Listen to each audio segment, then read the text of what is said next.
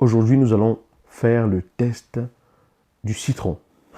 Et oui, de temps en temps, comme ça, il y a des petits tests comme ça que je me dis, il faudrait qu'on fasse pour éclairer par rapport à un certain nombre de choses. J'ai regardé une vidéo récemment de Jean Laval. Si vous ne le connaissez pas, je vous invite à aller regarder sur YouTube. Il partage des contenus très intéressants. Et je me suis dit, il faut que je fasse une vidéo sur ce sujet également pour partager, voilà, pour apporter ma couleur, pour apporter ma propre vibration, mon propre genre à ce message qu'il partage et que je trouve pertinent. Bonjour les amis, je suis Yannick TM, vous êtes sur Pépite et Graines de Conscience. Bienvenue à vous, semeurs et semeuses d'une vie nouvelle, de graines qui vont faire germer dans la vie au quotidien un chemin et un épanouissement pour tous. D'abord à l'échelle individuelle, puis à l'échelle collective, je l'espère. D'accord? Donc, on va faire le test du citron. Mais si vous n'avez pas de citron, il n'y a pas de souci. Prenez une orange ou un pamplemousse. Bref, prenez un fruit. D'accord? Vous le coupez en deux. Vous prenez un verre et vous pressez ce fruit-là pour en extraire le jus, pour en extraire le liquide que vous allez boire, qui pourrait être bu. Vous n'êtes pas obligé de le boire, qui pourrait être bu et tout. Et vous allez vous rendre compte d'une chose. C'est quand même bizarre. Hein? Bon, c'est pas bizarre, vous allez trouver ça certainement normal, mais quand vous pressez une orange, ce qui sort, c'est du jus d'orange. Attends, vous allez me dire, mais qu'est-ce qu'il nous raconte? Ça, on le sait déjà. C'est évident. Oui, oui, ça, vous le savez. Et si vous pressiez un pamplemousse, qu'est-ce qui va sortir? Du jus de pamplemousse, évidemment. Alors, supposons que vous preniez un pamplemousse, là, vous le regardez et vous ne pressez pas le pamplemousse. Est-ce qu'il va en sortir du jus? Non. Vous allez juste voir un fruit là. Si vous ne savez même pas que ça s'appelle du pamplemousse, vous n'allez pas savoir quel goût, ce que c'est. Si vous ne goûtez pas, vous n'allez pas forcément savoir quel goût cela a. Mais à partir du moment où vous le coupez en deux et que vous le pressez, qu'est-ce qui en sort? Du jus de pamplemousse. Et c'est exactement pareil avec du citron. Mais vous allez vous dire, mais qu'est-ce qu'il raconte aujourd'hui? Il a perdu la tête. Non, j'ai pas perdu la tête. La seule chose que je vais vous dire ici, c'est que on ne peut pas obtenir autre chose que le jus qui correspond quand on presse un fruit en particulier. C'est pas possible.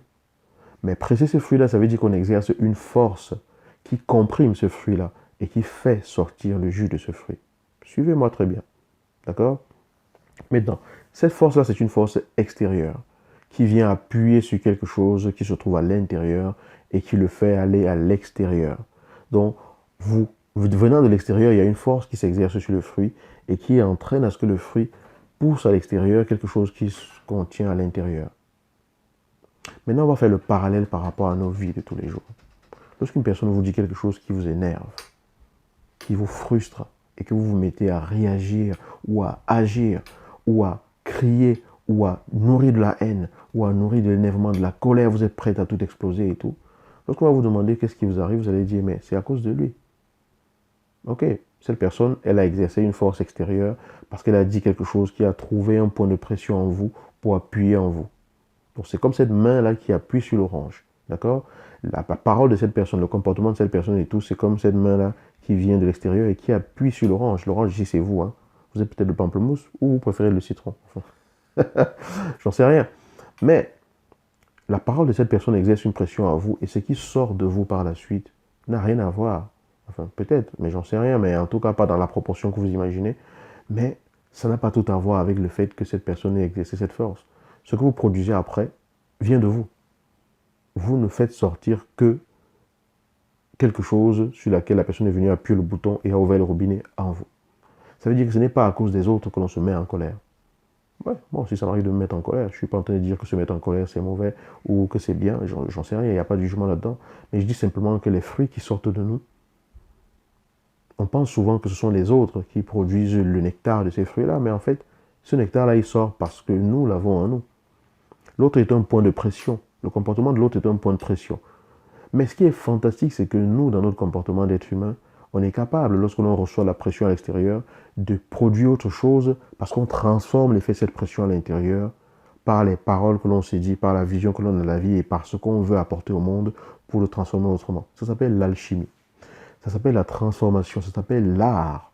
L'art de pouvoir transformer. L'art de pouvoir métamorphoser quelque chose qui vient de l'extérieur et le faire sortir de nous en autre chose. Nous sommes un véritable transformateur vivant. Ça veut dire que même si les gens vous font du mal, si vous décidez à un moment donné de faire vous aussi du mal, c'est parce que vous avez choisi de fabriquer ce mal-là, ou vous avez choisi à ce que le point de pression causé par le comportement de l'autre à l'extérieur fasse sortir de vous ce mal-là. Vous pouvez simplement récupérer cela, transformer cela en quelque chose d'autre et en faire une chose dont le monde va bénéficier. Le jus de citron n'a pas le même goût que le jus d'orange. D'accord? Tout le monde ne va pas forcément vouloir boire du citron. D'accord? Mais l'être humain fait de telle sorte que, même si on se comporte avec vous d'une certaine façon à l'extérieur, votre présence et votre disposition intérieure, votre présence d'esprit, ce à quoi vous êtes connecté de plus profond, les valeurs qui vous portent, votre orientation intérieure est capable de faire que, même s'il y a un point de pression qui arrive, qui ne trouve pas d'endroit où il peut appuyer pour qu'il y ait autre chose qui sorte en vous. Parce que vous le transformez, parce que vous dissipez ce point de pression-là. Ça veut dire que quand autre chose sort de vous, ça veut dire que le point de pression a trouvé un point d'agrippement et qu'il a pu appuyer pour que ça sorte. Mais si vous transformez votre intérieur de telle sorte que quel que soit ce qui arrive, avant même que ça ne vous impacte, vous l'avez déjà transformé en quelque chose de mieux, parce que vous êtes tout simplement quelqu'un d'orienté différemment, vous allez porter des fruits différents. C'est pour ça que je trouve ce poème, ou je ne sais pas si c'est un poème ou juste un texte qu'elle a écrit, de Mère Teresa qui disait que même si les gens vous font du mal, faites le bien quand même. Même si les gens vous insultent, faites le bien quand même. Bon, je paraphrase, ce n'est pas les mots exacts. Quel que soit ce que les gens vous font, faites le bien quand même. Parce qu'à la fin, ce n'est pas entre vous et les gens. À la fin, c'est entre vous et Dieu. Simplement. Voilà, ça veut dire que je n'ai pas besoin que les gens soient gentils avec moi pour que je sois une personne aimante, pour que je sois une personne aimable, pour que je sois une personne gentille en retour. Je n'ai pas besoin que les gens soient tous cool avec moi pour que je sois une personne tout simplement cool. Parce que être cool ne dépend pas de ce que les autres vont faire. Être une personne correcte ne dépend pas de ce que les autres vont faire. C'est pas parce qu'une personne est injuste avec moi que je vais être injuste avec tous ses enfants, ou que je vais être injuste avec tous ceux qui m'entourent, que je vais devenir aigri et être injuste avec le monde entier. Et après dire que c'était à cause de cette personne. Non. Je peux simplement décider que quoi qu'il arrive, je reste le plus juste possible par rapport à ce que moi j'ai reconnu comme étant juste, parce que voilà, encore, quand on parle de juste, chacun a sa définition. Ce que moi je dis être juste peut ne pas l'être pour vous, mais rester en alignement avec ce que moi j'ai reconnu, c'est important pour moi. Et ça ne dépend pas du comportement que l'autre a. Maintenant, si j'arrive quand même à m'énerver, à me fâcher, à produire des choses qui ne me font pas plaisir, et après je regarde, je dis, mais pourquoi je me suis comporté comme ça veut simplement dire qu'il y a des points de pression, il y a des points d'ancrage, ça a trouvé prise en moi pour pouvoir appuyer là-dessus. Ça m'enseigne sur le fait que j'ai encore des choses à améliorer. Ça m'enseigne sur le fait que, voilà, j'ai ces points-là à travailler. Ça me montre les brèches que je dois travailler. C'est pas mauvais. Il n'y a pas à se flageller, à se torturer, à se dire, oui, pourquoi j'ai pensé ça, je suis une mauvaise personne. Non, non, non, pas du tout. Si vous entrez dans votre maison et que vous voyez de l'eau s'écouler par le plafond, vous n'allez pas chercher à savoir d'où vient la brèche. Bon courage. Bonne chance pour trouver. Vous savez que ça va être un travail colossal. Parce que vous ne savez pas d'où ça vient. Vous allez voir que tout le plafond est mouillé et vous ne savez pas d'où ça vient. Vous allez dans l'autre pièce, vous voyez que c'est mouillé également. Vous allez dans une autre pièce à côté, vous voyez que c'est mouillé. Où allez-vous trouver la brèche? Il faut la chercher. Et trouver la brèche ne veut pas dire que c'est mauvais. Le fait que le plafond est mouillé, c'est juste un signe. Mais vous allez tout faire pour trouver la brèche. Mais maintenant, si vous avez la brèche sous la main, une personne par une parole vous dit un truc qui crée quelque chose en vous. Donc qui fait pouf, il y a un truc qui sort en vous. Vous savez exactement ce qui a été touché. Vous n'avez même pas besoin de chercher parce que cette personne, par son comportement, a touché directement le point de pression qu'il fallait. Pourquoi vous n'êtes pas content de savoir ce que vous avez à travailler en vous? Pourquoi est-ce que ce serait mauvais de se rendre compte de ça? Pourquoi est-ce que faire le constat, ce serait forcément être une mauvaise personne? Non, il n'y a rien de mauvais. Il y a juste des expériences qui nous permettent de savoir avec précision ce qui peut nous rapprocher le plus de l'accomplissement de qui nous sommes. Simplement, la vie, elle est expérience. La vie, elle est tout simplement pure expérience. À chaque instant, à chaque moment, elle est expérience.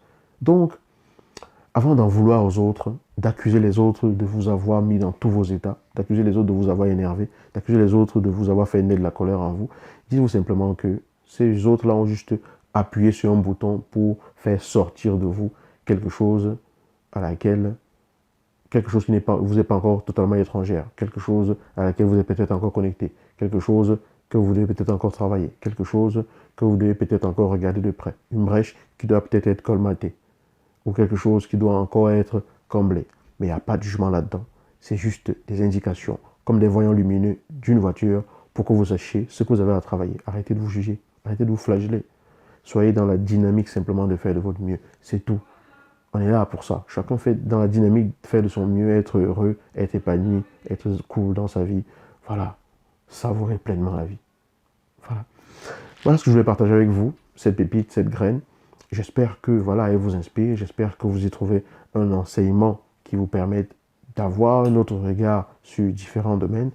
Et je vais vous dire tout simplement à demain dans la prochaine vidéo. Ciao.